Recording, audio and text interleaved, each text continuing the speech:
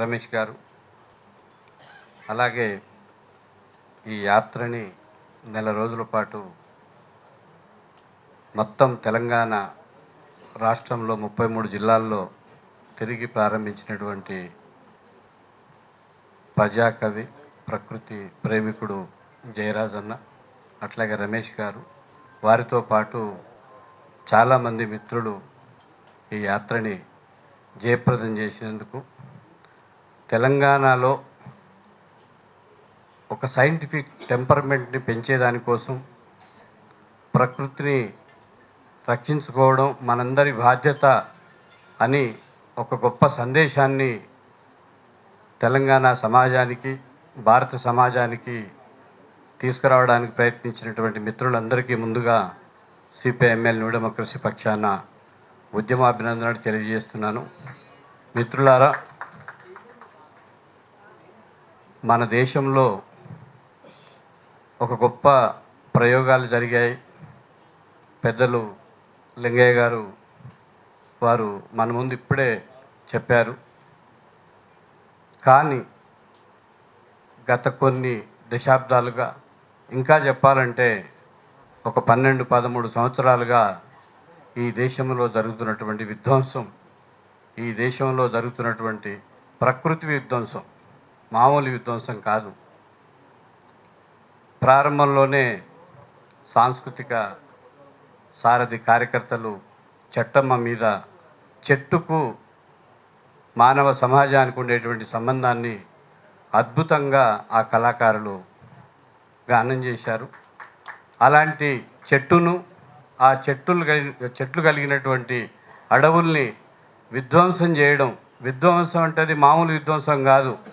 వందలు, వేలు, లక్షలు, మిలియన్ల కొద్దీ వృక్షాల్ని వాళ్ళ కార్పొరేట్ లాభాల కోసం అదానీ, అంబానీ లాంటి ఒక మల్టీనేషనల్ కంపెనీలకి బాజాప్తా ఆ అడవిలో ఉండేటువంటి ఆదివాసుల్ని, ఆ అడవిలో ఉండేటువంటి గిరిజనుల్ని, ఆ అడవిలో ఉండేటువంటి మనుషుల్ని మొత్తం క్రూర హత్యాకాండకు గురి చేస్తూ వాళ్ళ నేల కింద, వాళ్ళ గూడు కింద, వాళ్ళ ఆవాసం కింద ఉండేటువంటి మొత్తం ఖనిజ సంపదని దోచుకెళ్ళేటువంటి ఒక కుట్ర జరుగుతున్నటువంటి నేపథ్యంలో వైజ్ఞానిక చాలా అద్భుతమైనటువంటి బ్యానర్, ప్రకృతిని, విజ్ఞానాన్ని, రాజ్యాంగాన్ని కాపాడుకుందాం.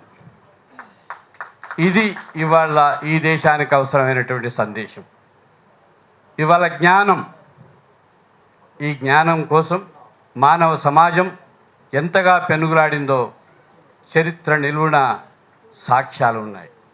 కానీ ఇవాళ జ్ఞానాన్ని అజ్ఞానం చేస్తూ వెలుగు నుంచి చీకట్లోకి ఈ సమాజాన్ని తీసుకెళ్ళేటువంటి ఒక కుట్ర జరుగుతూ ఉన్నది.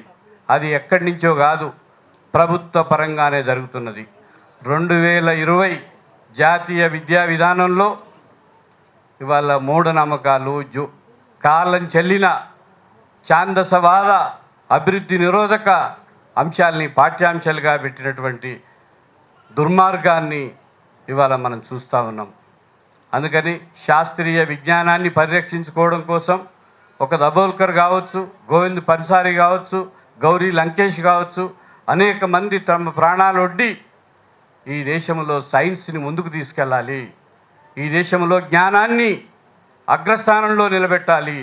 ఆ జ్ఞానమే మన సమాజాన్ని మొత్తం మానవ వికాసానికి అద్భుతమైనటువంటి బాటలు వేస్తుందని చెప్పినటువంటి సైన్స్ డేని, సైన్స్ని, ప్రకృతిని, విజ్ఞానాన్ని కాపాడుకోవాలనేటువంటి సందేశం ఇవాళ ప్రారంభంలోనే రమేష్ గారు చెప్పినట్టు ఇది ప్రారంభం కాదు, ఇది తొలి అడుగు మాత్రమే.